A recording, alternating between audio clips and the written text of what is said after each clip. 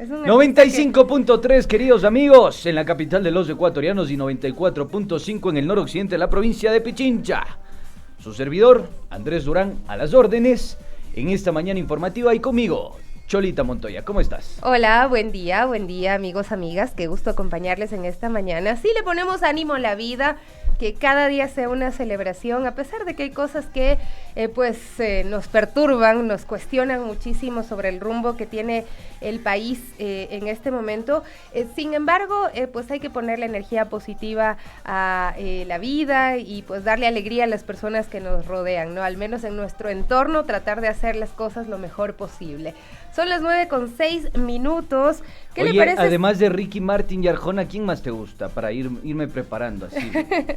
Ir preparando mi oído. Ya le dije Serrat, pero lastimosamente por ahí alguien dañó la canción de Serrat y ya no me dejan poner. Oye, pero hay otro man también que te gusta de todos estos que son contemporáneos más o menos. Chayanne, ya me acordé. Ah, Chayanne, claro, sí, Chayanne. Entonces, mañana Chayanne, mañana jueves. Claro, ¿y por qué no? Mañana jueves, no te acobardes. Vamos a TV, Chayanne, ya se adelantó. Bueno, ahí un cachito nada más, un cachito nada más, por favor. ¿Te gusta esta música a ti, Carlitos? Sí, a ti, galán de Cuyuja. ¿También le gusta? Hemos estado ahí en románticos el día de hoy. Prendan las velas, apaguen las luces, por favor. Bueno, 9 de la mañana con 8 minutitos nada más. ¿Algo que nos quieras contar el día de hoy? Quiero que empecemos con el meme del día. Y no queremos, y si queremos saber qué desayunaste el día de hoy, ¿nos cuentas? No, ya no le voy a contar más. Ya no lo vas a decir más. No, porque ya me parece que es un poco de envidia la suya. Envidia, dice. Claro, envidia. porque a mí me preparan todos los días mi arepita. Oye, deberías traer acá para compartir un poquito de arepita con todos nosotros. Digan, el pueblo pide arepa, queridos amigos, entonces vamos a darle arepa, pero con el pajarito azul. Así es, vamos, ¿con qué dice el ar? Suéltalo.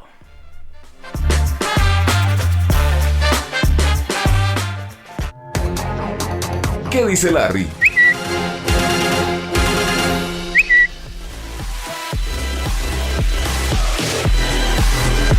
A ver, buenas, cuénteme.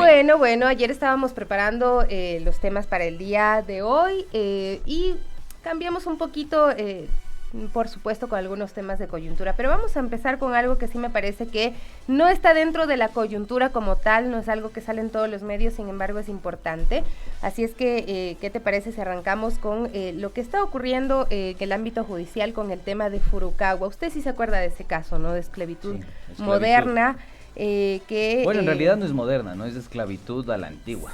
Bueno, sí, pero se cataloga así, ¿no? Porque tiene ciertos elementos que utilizan la legalidad y luego la transforman en una esclavitud, ¿no? Entonces, Sibel Martínez escribe: pobreza extrema, trabajo infantil, intermediación laboral, niños y adultos sin inscripción de nacimiento, analfabetismo, vivienda precaria, insalubre, inexistencia de servicios básicos. La esclavitud moderna tiene nombre en Ecuador, se llama Furukawa, ¿no? Y esto porque se está tramitando una apelación que ha hecho el colectivo de Furukawa, la defensa de este grupo de trabajadores que viven en estas plantaciones, en estos campamentos que mantiene esta compañía y que no cuentan con los servicios básicos como agua de buena calidad, servicios higiénicos, y que han pasado ahí por décadas, ¿no? Esta historia se conoció ya años atrás. Me parece que se determinó,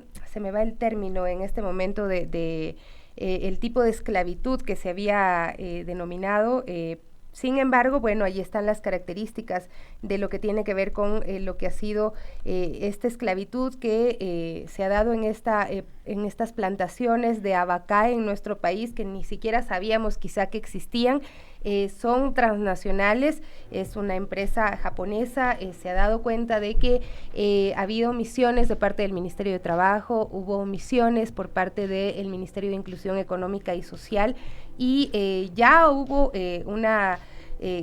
digamos, ya se generó una sentencia, se asumió de que estaba existiendo esto en el país, pero no se ha manifestado cuáles serían las reparaciones, ¿no? Entonces, eso es lo más problemático en el país, que se dan sentencias, pero luego conseguir esas reparaciones resulta casi misión imposible.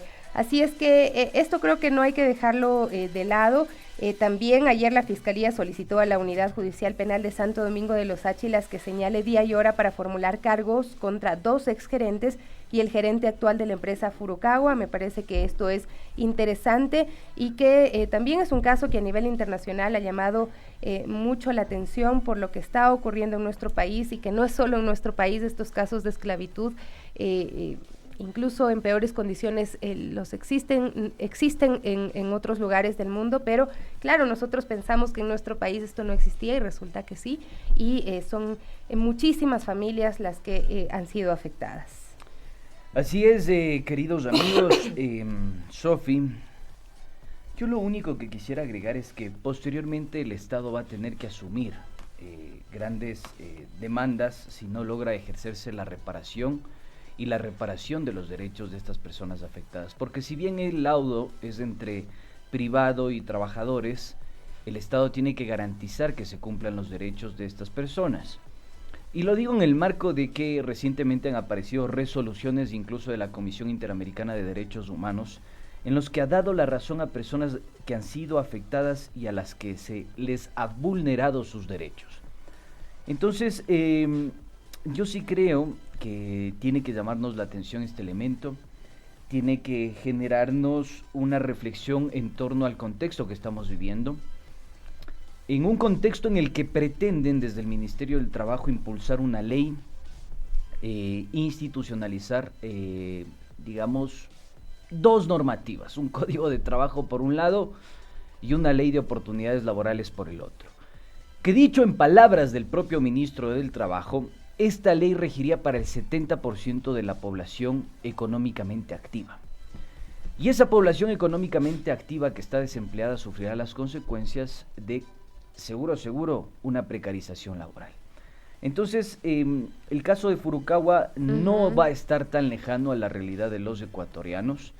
Y lo digo porque en algún momento se consultó al presidente de la República sobre cómo va a reactivar la economía y cómo va a generar estos empleos. Y un poco la explicación que hacía en ese sentido el exministro de Economía y Finanzas, Carlos de la Torre, es fácil. Va a coger y a dividir un salario en 2. Y ese salario en 2 va a significar el trabajo para 2 personas. Así es. Pero ahora, ¿alcanza a dividir un salario para que podamos subsistir en este terruño con una crisis económica, una sindemia de por medio y un sinnúmero de problemas institucionales que hoy padecemos? No lo sé, ustedes juzgarán. Así es, bueno, ya encontré el término que no me acordaba, es servidumbre de la gleba, lo que ha sido catalogado ya por un juez en Santo Domingo. ¿Y qué es lo que se ha dicho en este alegato final en la apelación? Señores jueces, tienen la responsabilidad histórica. Este es un caso muy relevante y de conmoción social. Tienen que responder en 2 frentes. Uno, lo que habíamos manifestado, reparar a las víctimas. Y lo segundo es asegurarse que su decisión garantice que estos hechos no se repitan y podamos decir Furukawa nunca más. Y bueno, realmente es importante este tema. Yo recuerdo la primera cobertura, parecía... no sé, algo salido de un cuento de terror, escuchar las historias de las personas que estuvieron ahí, que sufrieron mutilaciones porque además no había obviamente el tema de la seguridad para el trabajo, niños que ni bien aprendían a caminar, prácticamente ya estaban trabajando ahí, ayudando a sus padres y como parte de esta esclavitud, ancianos que no tenían obviamente seguridad social y que seguían trabajando y que si tenían alguna enfermedad no había forma de que los saquen de estas plantaciones para poder ser atendidos. Es decir, realmente es un tema muy complejo y no debe escaparse de los debates de la opinión pública, que esto ha pasado en nuestro país, está pasando y que debemos estar atentos para que no se repitan circunstancias de este tipo. Así es, Sofi, queridos amigos, ustedes tienen la palabra en ese sentido, discutan, debatan, porque se vienen reformas en el ámbito laboral que podrían, presuntamente estoy diciendo, afectar los derechos de todas y de todos. Y hay algo que me llamó a mí bastante la atención, ¿no? Quiero cerrar con esto nada más. Que en su momento Augusto Tandazo, el jurista, dijo que esto puede generar un pluralismo jurídico en el país que es inconstitucional. ¿Qué quiere decir esto? La convivencia de 2 normativas para regir algo que es de suprema importancia, como es el ámbito laboral. esto significa que incluso el Estado, las decisiones políticas y jurídicas del Ministerio del Trabajo y del Gobierno podrían tener consecuencias con demandas, con acciones jurídicas, incluso posteriormente con sentencias a favor de trabajadores, o simplemente que pase lo que pasó con la ley de apoyo humanitario, ¿no? Un crecimiento del 330% de demandas de trabajadores a los que se les vulneró los derechos en plena pandemia. Mujeres en proceso de gestación que fueron despedidas y desvinculadas de su trabajo, y personas que nunca fueron liquidadas con los haberes que correspondían. Eso es lo que está en juego. Ustedes definirán y podrán dirimir esta situación en el seno de su familia. 9:16. Bueno, otro tema que también, por supuesto, es tendencia en este momento es la censura y destitución del defensor del pueblo, Freddy Carrión. Esto ocurrió en horas de la madrugada, hoy amanecimos con esta noticia, ¿no? Hubo quienes estuvieron siguiendo hasta muy tarde todo lo que ocurría, el equipo de Radio Pichincha, por supuesto, ustedes lo tienen todo a través de nuestras redes sociales y nuestra página web, pero a mí lo que me parece pues interesante es ver cuáles son los elementos que surgieron durante este juicio político, ¿no? Por un lado hubo quienes habían anticipado ya su votación sin escuchar la defensa de Freddy Carrión, y de plano dijeron no, el señor defensor del pueblo se va porque se va y no hay nada que hacer, ¿no? Entonces ya había esta predisposición también, más o menos creo que ya estaba jugada la suerte del defensor del pueblo, ya sabíamos en qué podía terminar este juicio político. Sin embargo, sí me parece interesante que salieron a la luz algunos elementos que como que salen del inconsciente de las personas, de los asambleístas, y se enmarca sobre todo en los hechos de octubre de 2019. O sea, tú dices, dieron papaya ayer. Sí, bueno, el defensor del pueblo también dio papaya, si no, no se hubiese metido en tremendo lío. En el sentido de... el haber violado, por ejemplo, el toque de queda, dio papaya. Y haberse reunido con sabiendo, Falconi. exactamente, sabiendo que había algo muy importante como era este informe de los hechos de octubre de 2019 que estaba en sus manos, y que cualquier cosa que él haga pues iba a afectar también y a repercutir en este informe. Entonces, ¿tú coincides conmigo cuando yo digo la ley máxima de la convivencia social, individual y familiar es... no dar papaya? Exacto. No dar papaya en ningún ámbito, amigos. No, pero bueno, yo creo que hay circunstancias en que te están poniendo la cascarita para que des papaya, en que también creo que te están cazando para ver qué haces mal, qué dices mal. Pero yo creo que ahí está en uno también tener la posibilidad de rediseñarse constantemente. A mí me encanta este concepto. Y lo vengo practicando desde el coaching, aunque ya va a saltar por ahí el Orlando a decir, eso no existe. Eso no existe. Ojo, el coaching lo recibieron personas que retornaron de... ¿Pero usted es coach o usted ha recibido...? No, yo recibí coach. Está bien. No soy coach. Pero fueron personas que recibieron aquello cuando retornaron de la Segunda Guerra Mundial y después de la Guerra de Vietnam, para reincorporarlos a la sociedad. Entonces yo creo que tiene elementos interesantes. Pero bueno, más allá de eso, lo importante y a lo que iba, Sofi, es que este concepto es clave y aporta a todos los sentidos de la vida. La capacidad de rediseñarse frente a las circunstancias.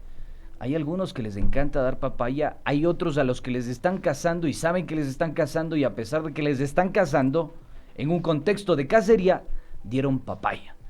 Entonces, bueno, hay que decir también, la suerte del defensor estaba jugada, había una asamblea que ya tenía, digamos, los votos definidos, y pues bueno, había que tirar la moneda de la suerte, y parece que esa moneda de la suerte tenía una doble cara del mismo sentido, del mismo símbolo. Entonces, ¿qué más decir al respecto? Yo creo que lo que perturba fueron las actuaciones de algunos asambleístas. Sí, mira, por ejemplo, escuchemos esto que dijo Natalie Viteri, a propósito, hay quienes lo reseñan, que han puesto. Pero ¿tú crees que es necesario ir primero con lo de Natalie, o le dejamos la cerecita del pastel al final? Es y que vamos a mí me parece que estos elementos porque estás con bronca, No es que esté con bronca, pero me parece que estos elementos surgen en torno a este juicio político, y sacan estos elementos que parecía que ya estaban, no sé si superados, pero Sí, realmente me sorprende. Entonces, bueno, empecemos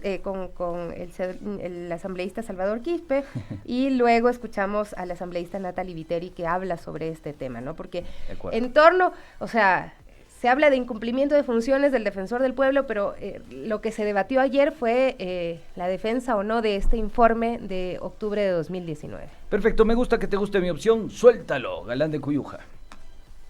Si no se hubiera firmado el informe en relación a la lucha social de octubre, por más errores que hubiera cometido el defensor del pueblo, no hubiera este juicio político.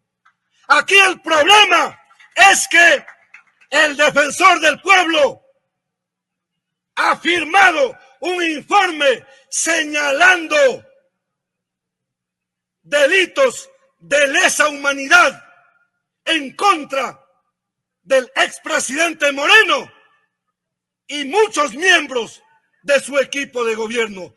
Eso les ha molestado. Eso les tiene bravitos. Esa es la razón de este juicio político. Y utilizan el uso del carro en días no permitidos, como si eso fuera novedad en este país. Bueno, ahí está la intervención de Salvador. Yo creo que él le da al punto, ¿no? Me parece que es claro lo que él dice. Hay una intencionalidad por parte de todo el andamiaje institucional, el tejido institucional construido en los últimos 5 años para desmantelar esto. Yo creo que acá lo que hay que destacar y rescatar es ese informe de octubre. Uh-huh. Lamentablemente yo creo que Freddy Carrión no supo manejar la situación y la circunstancia y el peso de tener un informe sobre la situación de octubre. Eso hay que decirlo con absoluta contundencia porque evidentemente fue irresponsable lo que hizo. De salir en un contexto de toque de queda, dar papaya de esa manera, reunirse con Falconi de esta manera, cuando sabía que de por medio estaba la reparación, la verdad y la justicia de todas las víctimas de octubre. Y cuando me refiero a las víctimas de octubre, no solo me refiero a las autoridades, como el caso de la prefecta Paola Pavón, que fue detenida, a los dirigentes, como el caso de Virgilio Hernández, Cristian González, como el caso de Jorge Calderón, como el caso de los sindicalistas y transportistas, como el caso de todas las personas procesadas que son miembros de la CONAIE, como el caso del mismo Jaime Vargas, sino también a todas las personas de a pie, que no tienen ningún tipo de investidura, más que la de ser ciudadano ecuatoriano, que lamentablemente sufrieron mutilaciones, violaciones a sus derechos humanos, violaciones al libre tránsito, e incluso abuso sexual, 6 asesinatos extrajudiciales. Y con una comisión conformada en el sentido técnico y una amplia vertiente ideológica política. Digamos, Juan Carlos Solines fue parte de la comisión. Juan Carlos Solines fue candidato a la vicepresidencia de Guillermo Lasso. Claro, y no es pues y no es pues el señor socialista del siglo XXI. Así es una persona que está formado en los cánones de, digamos, ortodoxos de la teoría liberal. Entonces yo sí creo que eso es bastante importante decirlo, queridos amigos, porque más allá de lo que sucedió con Freddy Carrión, que es una pena, una lástima, yo creo que lo importante acá rescatar es este informe que revela delitos de lesa humanidad. Claro, la pregunta es qué va a pasar con este informe, sí, si se va a dar trámite y por qué la preocupación, porque digna hija política, digamos, de Jaime Nebot, Natalie Viteri, que es hija de Cintia Viteri, asambleísta hoy por hoy. Es hermana. Es hermana de Cintia Viteri. Igualita, dice esto, ¿no? Y bueno, es que esto no hay que escucharlo, esto hay que verlo y escucharlo, porque ahí se porta toda histriónica y actorcísima, toda una actriz, Natalie Viteri, y escuchen lo que dice. Octubre 2019, octubre 2019, octubre 2019, octubre 2019, octubre 2019. Faltaba que les vaya a pisar el pie a cada uno, a ver si así lograba sacarles una lágrima. Bueno, esto lo dice poniéndose las manitos como llorando y burlándose de las víctimas y de lo ocurrido en octubre de 2019. Por eso digo que es importante saber qué va a pasar ahora con este informe de la Comisión de la Verdad, donde se denuncia por delitos de lesa humanidad y recordemos que de parte del Defensor del Pueblo se solicitó la prohibición de salida del país de Lenín Moreno, y también otros personajes que estuvieron como protagonistas en estas protestas de octubre de 2019, comandando lo que fue una represión, ¿no? Y este informe tiene algunos elementos, lo tenemos ahí, no sé si lo podemos poner en pantalla. ¿Qué es lo que dice los puntos principales, ¿no? que vale la pena destacar de lo que es este informe de octubre de 2019 de esta Comisión de la Verdad? Lo tenemos ahí en pantalla, ¿no?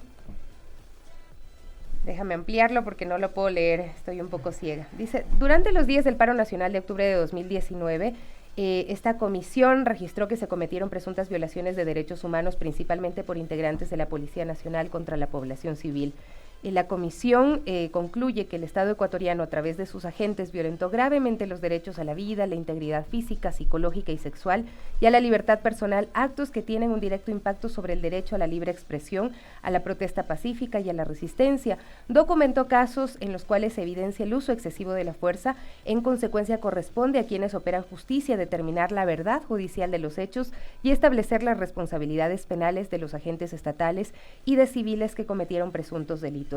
El discurso de autoridades de gobierno posicionó una interpretación parcial de la realidad, poniendo énfasis en ciertos actores violentos y con una agenda desestabilizadora que desarrolló en el imaginario social la idea de que la democracia estaba bajo ataque con posible intervención de actores de otros países, y bajo esas premisas justificó la represión para mantener la estabilidad política del régimen y de la democracia. Esta posición oficial buscaba deslegitimar la protesta social, que tenía legítimas movilizaciones coyunturales y estructurales en la mayoría de los actores movilizados. ¿Cuántas personas fueron entrevistadas? Esta comisión recibió 519 testimonios durante su mandato.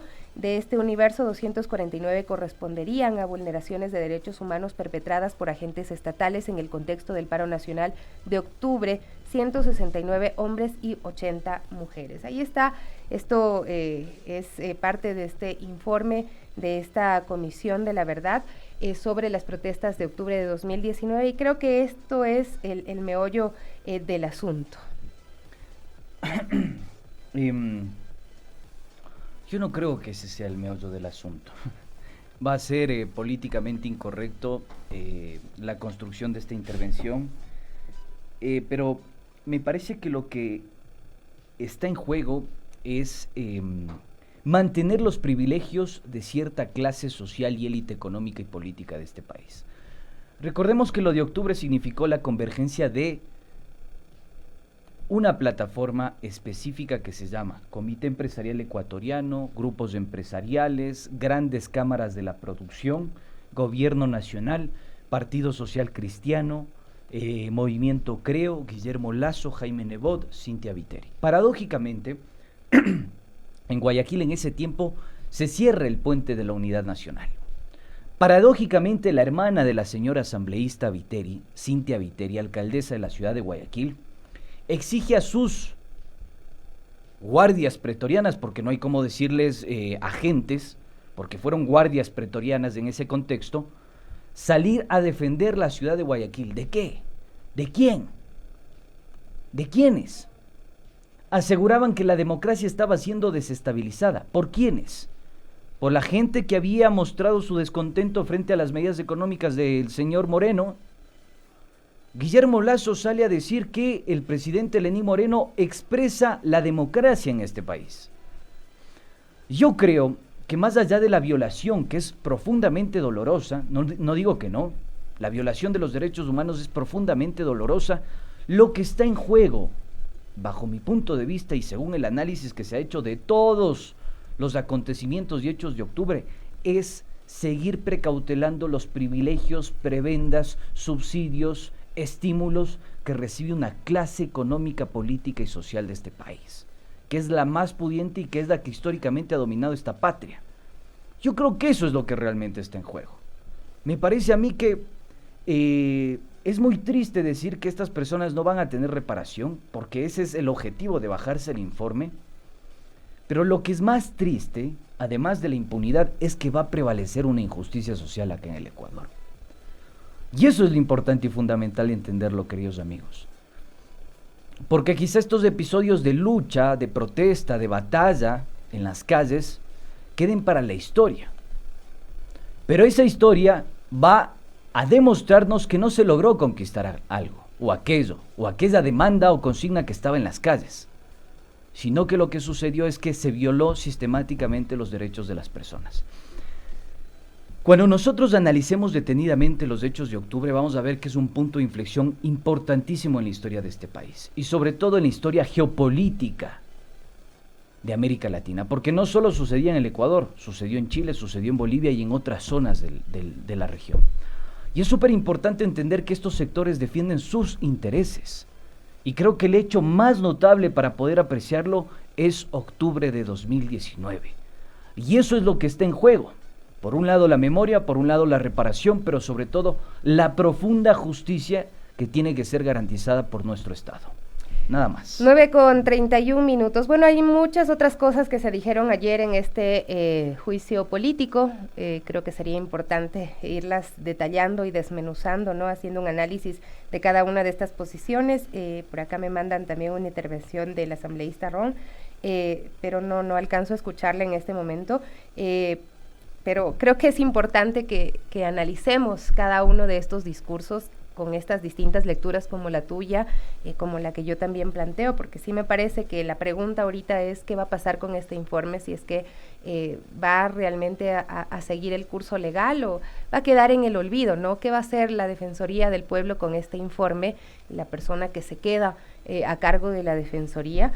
Y que estamos a 15 días de cumplir 2 años de los hechos de octubre, y 2 años en los que no existe ningún tipo de reparación, más allá de una reunión que tuvo la Defensoría del Pueblo con el Ministro de Salud para ver qué se hace con las personas que perdieron sus ojos, sí, así es. Es bueno, increíble. Así es, pero hay otros temas que también es importante mencionarlos. Por ejemplo, hay cambios en el gabinete que se espera sean anunciados el día de hoy. El día de ayer, ahí está nuestro compañero Brian Paul Espinosa, lo detalla. En el contexto de inseguridad que atraviesa Guayas, el gobernador de esta provincia, Vicente Tayano, presentó su renuncia, dice, por motivos personales, ¿no? Esta es una de las bajas que se dio a conocer el día de ayer en un contexto de violencia en la provincia de Guayas, en la ciudad de Guayaquil, por ejemplo. Solo entre Guayaquil, Durán y San Borondón, en la zona 8, se contabilizaban 370 muertes violentas hasta el mes de agosto, y se suman otros 143 asesinatos registrados en la subzona Guayas, es decir, en los otros cantones de la provincia. La cifra total a nivel provincial llegaba hasta el mes de agosto a 513 casos y en aumento, porque todos los días conocemos de hechos realmente lamentables que tienen que ver con la inseguridad en la provincia de Guayas, y creo que a nivel nacional, pero lo de Guayas es sumamente preocupante. En este contexto, ¿ha renunciado o lo renunciaron al señor Tayano? ¿Quién es el reemplazo? ¿Sabe usted quién es el reemplazo? Me comprometes, pero yo ya dije, ¿cómo es el Chimi dice que yo le copié al señor Vera, pero no sé. Yo digo que puede ser Pablo Arosemena. Sí, suena fuerte que va a ser el señor Arosemena, ¿no? Sí. El señor que estaban analizando desde... Vamos un mote ya. Desde, o una arepa, ¿qué dices? Sí, desde una arepita ya. Ya, una arepita para que no Bueno, te pero más tan fácil un pancito acá con mantequilla. Sí. Pero sí, bueno, porque la arepa se demora más en hacer, o sea, eso hay que tener paciencia. Importante, yo te espero, al día siguiente me pagas la arepa si se consagra. Ya, está bien, bueno. Ya, vamos a ver qué pasa si es que lo ratifican, esto que es por ahora un chisme del señor Durán. Que el señor Pablo Arosemena sería quien asuma la gobernación de Guayas, pero sí me parece interesante analizar el personaje, ¿no? Porque el señor Arosemena durante todo este tiempo, sí, exactamente, bueno, aparte de las clases de economía, él ha criticado mucho esto del Estado obeso, el Estado obeso y los funcionarios públicos son malos, y En estos meses lo que ha estado haciendo prácticamente es palanquearse el cargo. Él siempre estuvo muy cercano al señor Guillermo Lasso, siempre lo recibió desde su posición como uno de los principales de las cámaras en Guayaquil, en Guayas, y siempre le decía, está aquí en su cancha, usted es uno de los nuestros, le decía Guillermo Lasso cuando estaba de candidato, y hace unos días salió con un video a decir que es mentira que la cebolla ha subido, que los alimentos no cuestan más por el precio de la gasolina que se ha incrementado, que no molesten, que ahí están los números. Yo no sé si el señor alguna vez en su vida haya visitado un mercado, lo dudo sinceramente, pero ahí él salió con la cebolla, con el rábano, como los alimentos principales de la canasta básica, a decirnos que es mentira que la gasolina, que el incremento del precio de los combustibles afecten algo la vida de los ciudadanos y más bien han bajado el precio de los alimentos. Eso fue lo que dijo en un video que lo tenemos, pero no vamos a alcanzar a ponerlo. Pero no, sí, mándalo, ya, por está favor. Bien. Ponga, es que este ponga. video da papaya. Ya, sí. Suelta. Después nos explica qué es dar papaya, porque Ya, hay quienes dicen, ¿qué es dar papaya? Suéltalo, galán. Hablemos claro, quienes amenazan con paralizar el país dicen que el subsidio a los combustibles es necesario para evitar que suban los precios de los productos que usamos a diario. Sin embargo, los datos matan ese relato. Primero, la eliminación gradual de los subsidios no ha incrementado los precios. Es más, tuvimos deflación desde que inició el sistema de bandas. El precio del diésel ha subido de $1 a 1.56 en un año, mientras que los precios que conforman la canasta de alimentos no subieron, sino que cayeron 5 meses consecutivos. Más específicamente, de 106 alimentos, 68 evidenciaron una caída de precios en julio. Segundo, el impacto en el comercio a través del transporte no es alto, sería alrededor del 4%, porcentaje compartido entre comerciantes, productores y consumidores. Tercero, mantener el subsidio sería seguir solapando el contrabando. Se estima que hasta un 20% del diésel importado se pierde por contrabando. Y como No le demos tanta palestra, ahí nomás, porque verás, hay algunas cosas acá. Él habla de deflación. Y cuando uno se pone a investigar y dice, bueno, qué lindo concepto, ¿no? ¿Cómo me quiere endulzar la orejita? Sí, como si uno fuera quinceañero, dice. No, hasta los quinceañeros tienen ese sentido común bastante agudo. Entonces yo les pregunto, si a ustedes les venden bambalina y les dicen que es oro, no van a comprar. Si saben a simple vista que es bambalina y no es oro. Lo mismo pasa con este concepto. La deflación puede ser un argumento contable, pero no de política económica, o no para entender la economía política. ¿Cuál es la economía política hoy por hoy de los ecuatorianos? Quizá una variable explicativa pueda ser que cayó la capacidad adquisitiva. Claro, ahí está. O sea, que ya no hay plata en el bolsillo, que ya no hay kushki, como dice. Claro, si el pantalón se le rompe, lo remienda Claro, nomás. o sea, el pantalón ya nos queda flojo y frente a esa circunstancia tengo que comprarme otro, no tengo plata. ¿Qué es lo que hago? Ajustarle un poquito, ponerle por ahí unos imperdibles de alguna vaina que apriete. Lo mismo sucede hoy por hoy en el Ecuador. No es que existe deflación porque hay una capacidad adquisitiva muy fuerte en la población ecuatoriana. No. La deflación existe porque no hay capacidad adquisitiva, porque el mercado interno existe una contracción en el Lo que mercado nos decía interno. el señor del restaurante, que él está sobreviviendo con las justas, pero no le sube el precio del almuerzo a la gente porque si no, no le compran. Exacto. Eso nomás es así es, pero lo que pasa es que no salen a la calle a preguntarle a la gente, a decirle, oiga, ¿a usted le afecta en algo? Y cuando les conviene salen a la calle. Claro, sí, Porque exacto. este señor fue uno de los principales agoreros de los sucesos de octubre. Recuérdate que hasta se reunió con la alcaldesa, con las otras cámaras, ahí agitando un poco la mano, salió a protestar en la 9 de octubre allá en Guayaquil, etcétera, etcétera. Pero yo sí quiero decir algo, queridos amigos. Estas explicaciones, ni siquiera tecnócratas, porque no alcanzan a eso, sino explicaciones contables, porque esa es una de las tradiciones del neoliberalismo. No hace economía política, hace contabilidad, suma, resta. Y si suma, buena hora. Si resta, ahí vamos a ajustar. Pero estas explicaciones no están sujetas a la realidad. Y es más sencillo que escuchar estas explicaciones, bajar a ver, alzar un poquito el pantalón, ver el bolsillo. Y si el bolsillo está vacío, entonces creo que lo más sensato es aprender a interpretar la realidad a partir de nuestra mirada, qué estamos viviendo, qué está sintiendo, cuántas personas están desempleadas a su alrededor, quiénes no tienen capacidad adquisitiva, quiénes tienen deuda con los bancos, con cooperativas, etcétera, etcétera, y cómo ha venido en detrimento y se ha pauperizado las condiciones laborales de los ecuatorianos. Mira, Carol Torres nos dice, saludos, ¿qué van a sentir el aumento del precio esos personajes si tienen la billetera bien puesta y el pueblo ahorcado? Exacto, la billetera que hay que mirar no es la de ellos, sino la de la gente que está fuera de su entorno de amiguis.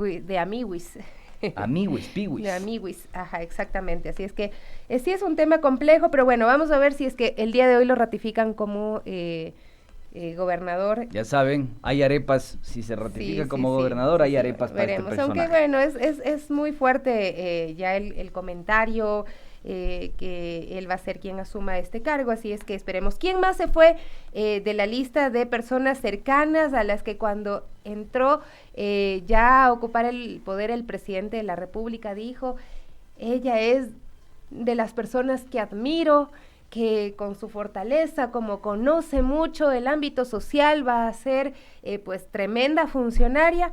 Pues bueno, resulta que el día de ayer se ha enterado la señora Mae Montaño que ya no es más la ministra de Inclusión Económica y Social, ¿no? Entonces, esto ha generado en ella una molestia importante y ella a la ciudadanía le dice lo siguiente. El día de ayer, lunes 13 de septiembre de 2021, fui convocada a una sesión de gabinete de ministros por parte del presidente de la República, pero imagíneselo por favor. Asumí que todas las cosas se encontraban en orden, mucho más cuando el presidente abandonó la sesión sin señalarme ningún tema en particular sobre el cargo que he venido desempeñando. Luego de aquello tuve una reunión con el secretario general de la administración, Iván Correa, que en teoría iba a versar sobre uno de los programas que el MIES está ejecutando denominado Ecuador sin hambre. Grande fue mi sorpresa cuando el secretario general de la administración desvió el tema de la conversación para señalarme a grandes rasgos que, supongo refiriéndose al gobierno, necesitan rescatar el MIES para sí, como preámbulo para solicitarme la renuncia, que han notado que yo he mantenido un cierto personalismo sobre mi figura estando a la cabeza de esta cartera de Estado, incluso señalando que podría estar teniendo una agenda propia, lo que se comprobaría por una gigantografía.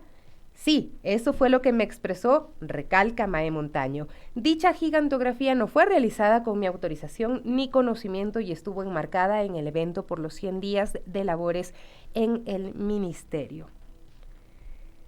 Bueno.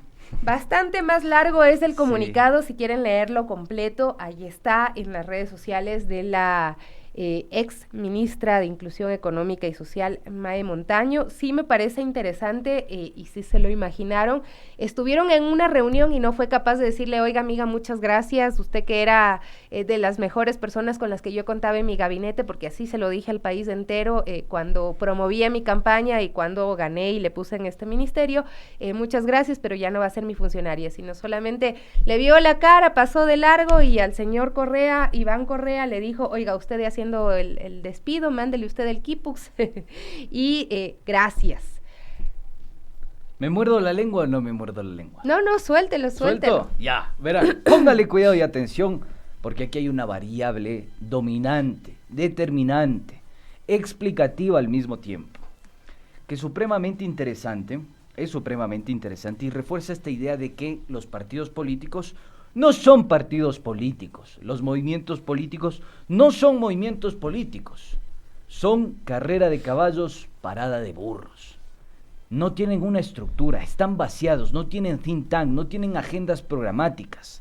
A excepción de algunos cuantos que han sufrido un poco de persecución, o mejor dicho, persecución política en este contexto, hay otros que han sido vaciados o son utilizados como caballitos.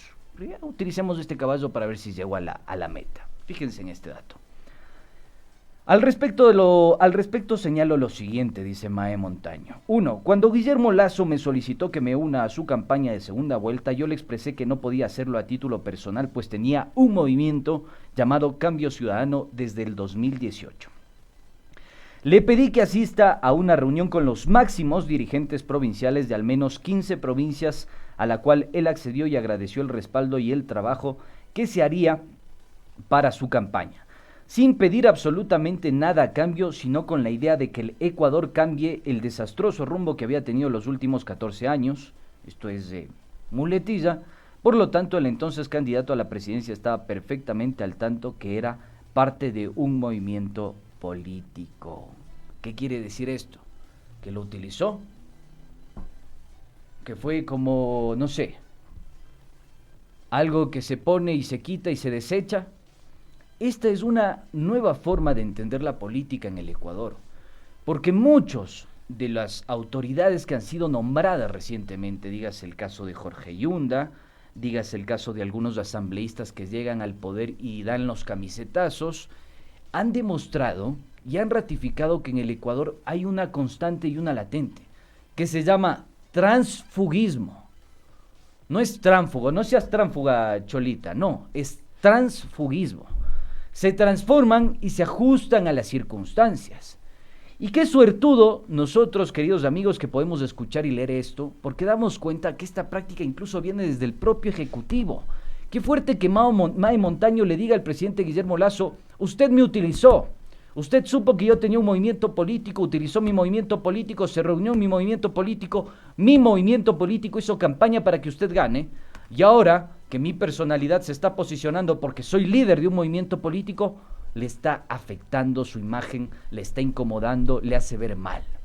Pero esa es una trampa del poder también, ¿no?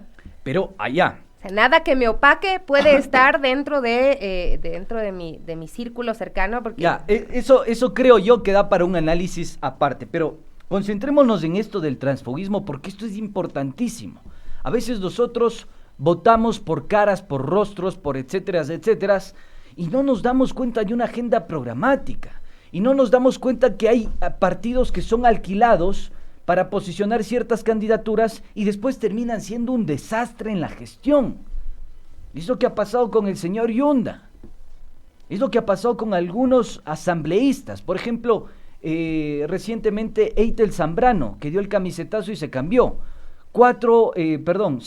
6 asambleístas se bajaron del Partido Social Cristiano. Entonces, este transfugismo explica muchas cosas detrás. Por ejemplo, clientelismo. ¿Cómo se construyen las bases electorales hoy por hoy en el país?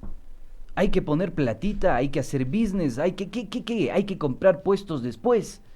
Esto es súper importante, Sofi, porque ¿sabes qué? Da cuenta de una triangulación. Porque tienes en la asamblea gente que vende los puestos o compra los puestos o etcétera, etcétera, a cambio de favores políticos, que ya es una reproducción y emulación de la estrategia del señor Moreno.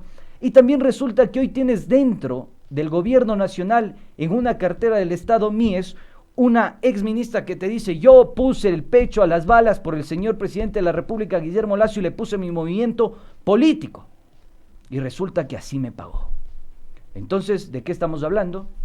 Que parece que el transfugismo en este país se está volviendo dominante. Pero, ¿qué te parece a ti que lo haya puesto en evidencia? Porque hay quienes dicen que tenía que agradecer haber ocupado el cargo y decir, bueno, gracias nada más, porque la Secretaría de Comunicación, en cambio, sacó un enunciado diciendo que muchas gracias por su desempeño, su gran labor, está ardida. En apoyo al gobierno. Es que entre bomberos no se pisan la manguera, pues, Sofía. ¿Usted cree que debió respirar un ratito antes de mandar este comunicado y evidenciar cómo ella sintió en su separación? Bien para el periodismo y la investigación social. Súper bien. Chévere, bacán, champú. Mal para el cálculo político del presidente de la República y del propio gobierno. Y claro, esto no va a trascender porque tampoco conviene que trascienda, porque ahí vamos a revelar que hay un andamiaje, una estructura clientelar que facilita que ciertos personajes se posicionen en la política y establezcan sus agendas. Pero sí me parece interesante de todos modos, y eso hay que ampliarlo mucho más, con quiénes llegó el presidente de la República, Guillermo Lasso, y de quiénes se va deshaciendo y quiénes se van sumando a su gestión, ¿no? Porque por ahí también había un tuit de un periodista que decía, bueno, en Carondelet entran y salen algunos personajes de la vieja política, muy amigos del señor Lasso. Del señor Maguat. también muy amigos del señor Maguad, es verdad. Entonces, sí habría que ver quiénes en realidad conforman ahora su círculo cercano, más allá de quienes aparecieron en el momento en que ganó, ¿no? Porque esto ha ocurrido muchísimo en la política en nuestro país y lo vimos con el mismo señor Lenín Moreno, antes también pudo haber sucedido, ¿no? De que llegan acompañados de algunos sectores sociales y poco a poco se van deshaciendo de ellos y se quedan con quienes ellos consideran que son sus verdaderos aliados y están en sintonía con ese pensamiento que tienen de lo que será el futuro del país. También Jorge Madera renunció a la presidencia del Consejo Directivo del IES, esto un datito adicional, se sabe que su reemplazo será Francisco Cepeda, y bueno, también es otra de las instituciones que tiene muchísimos, muy serios problemas. Hay que analizar también este cambio porque todavía está ahí esa duda de qué pasará con el Instituto Ecuatoriano de Seguridad Social, tomando en cuenta el plan de campaña del señor Lasso, donde habla de una privatización, de una inversión privada ahí, y bueno, hay que esperar a ver qué ocurre también con esto. Son las 9:51, qué rápido pasa el tiempo. La verdad es que esta mañana se nos ha cambiado un poco las cosas, lo que teníamos planificado para hoy, pero es importante que tratemos también estos temas y que los compartamos con ustedes para que se genere debate. Hay mucha gente que está escribiendo a través de las redes sociales y nos dicen, bueno, no puedo leer algunas cosas. ¿Hay un francés fluido? Más o menos, sí. Pero por ahí hay alguien que nos dice: el demonio paga mal a sus devotos. El diablo paga mal a sus devotos. Sí, eso nos dice. Bueno, ¿te parece si nos vamos cerrando un poquito con el que dice el Arri extendido del día de hoy? El Arri extendido del día de hoy. Bueno, por acá Soledad Cadena nos dice: transfugismo, más claro, traición. Les utilizan cuando les sirven y luego los desechan. Sí, Sole, yo coincido con esto, o sea, esta es una práctica de la política, pero me parece que el transfugismo va más allá de la traición. Ojo con esto, porque mucho se ha explicado en estos últimos años o se ha hablado desde la traición. Yo disiento con esa tesis porque siento que no explica el condumio de todas las acciones gubernamentales. Hay otros que han saltado a decir el parricidio, por ejemplo, con lo que sucedió con Correa. Tampoco siento que explique todo lo que sucedió. Yo siento que por eso nosotros en algún momento propusimos esta idea de sociopatía institucionalizada en el poder, y específicamente en el gobierno del señor Moreno. Y además que hay otra cosa que es una de las nuevas revelaciones, que para construir legitimidad en este país, el gobierno de Moreno acudió a la compra de conciencias, acudió a una forma de gobierno que se llama clientelismo. Y esa compra de conciencias y esa compra de favores utilizó algo que está institucionalizado, es decir, no es ilegal, que son estos caballitos que sirven para correr, pero a veces para parar como burro, que son muchas tiendas políticas, son tiendas, no partidos como tal. Entonces yo creo que esa es una importante revelación en todo este contexto, porque da cuenta que nosotros estamos viviendo una transformación, un cambio en cuanto a las prácticas políticas que antes reinaba en este país. Yo creo que eso es central advertirlo. 9:54, revisemos la pregunta del día de ayer, por favor, lo que le planteamos a nuestros amigos y amigas oyentes. ¿Quiénes cree usted que deben pagar la crisis de la pandemia?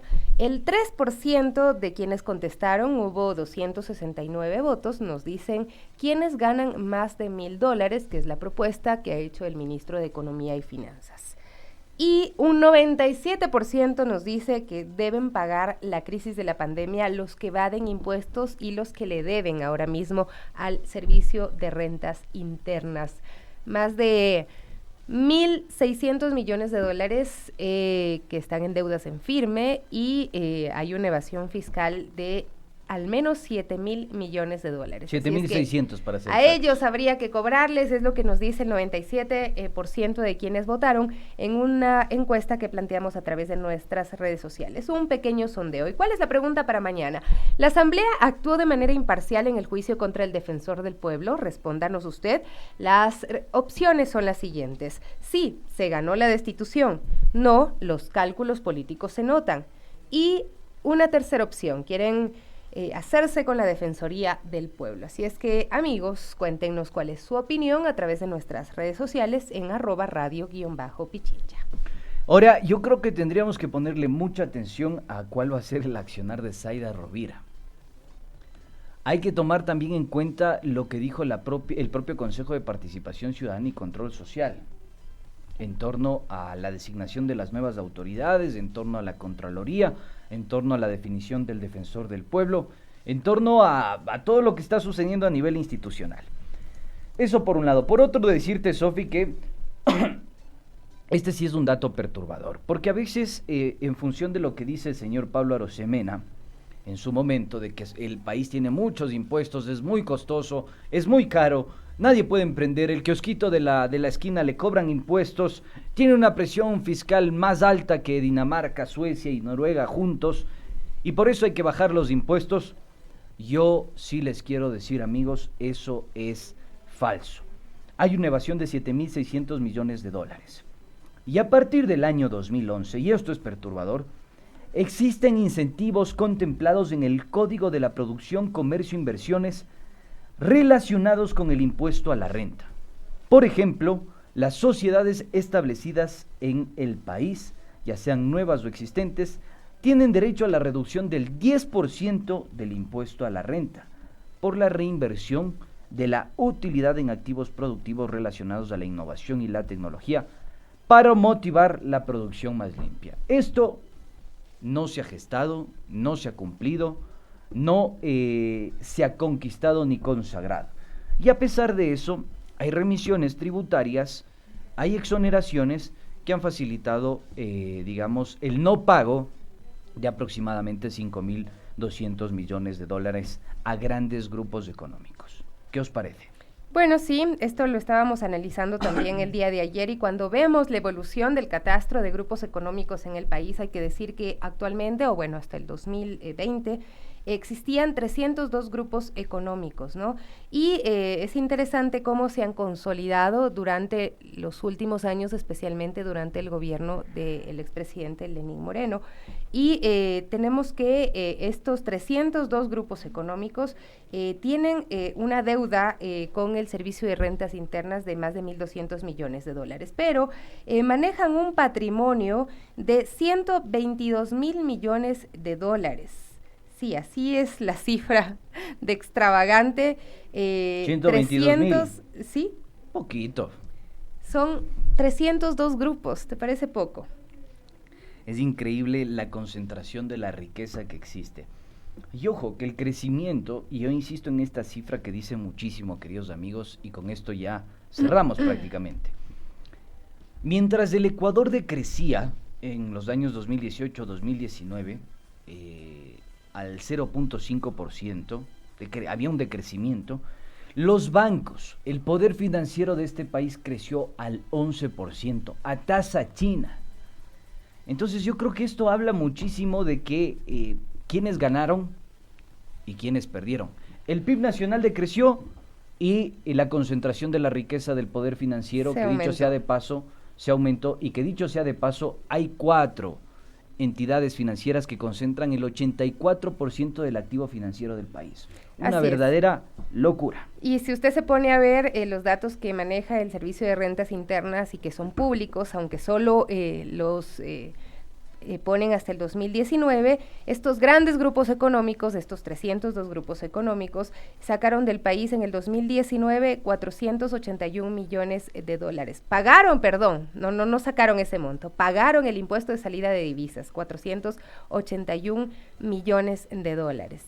Es decir, sacaron muchísimo más dinero, ¿no? Porque esto es un porcentaje que se calcula de acuerdo a la cantidad de dinero que sacan del país. Así es que esa es la cifra de la cantidad de dinero que sacan en el país, es decir, pues trabajan aquí y sacan todos los recursos posibles y luego se los llevan a gastar en otro lado, ¿no? Eso es lo que está ocurriendo en nuestro país y hoy por hoy nos dicen la crisis la tienen que pagar todos, señoras y señores, porque todos somos ciudadanos ecuatorianos y todos tenemos que colaborar. Cuando a estos grupos económicos les dejan hacer lo que quieran y tener ganancias extraordinarias. Bueno, queridos amigos, ha acabado el tiempo de 7F+, la otra política. Pregúntense, ¿quiénes ponen el hombro y quiénes no lo ponen?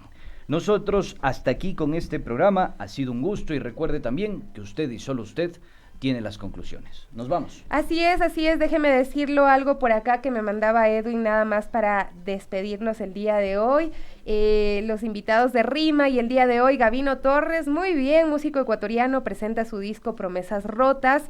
Ya. Andrés Las Luisa, coordinador del evento, Lisbeth Kunduri, también candidata de lanzamiento oficial de la elección del Sumac Guarmi Ñusta del Ecuador, edición 2021. Y por supuesto, en el segmento de las huecas estará con nosotros Mayra Remachi, una ponchera de corazón. ¿Qué les parece? ¿Qué les parece, amigos y amigas? Quédense entonces en la señal de Pichincha Comunicaciones. Ya viene Pichincha Rima. Nos vemos el día de mañana. See you later.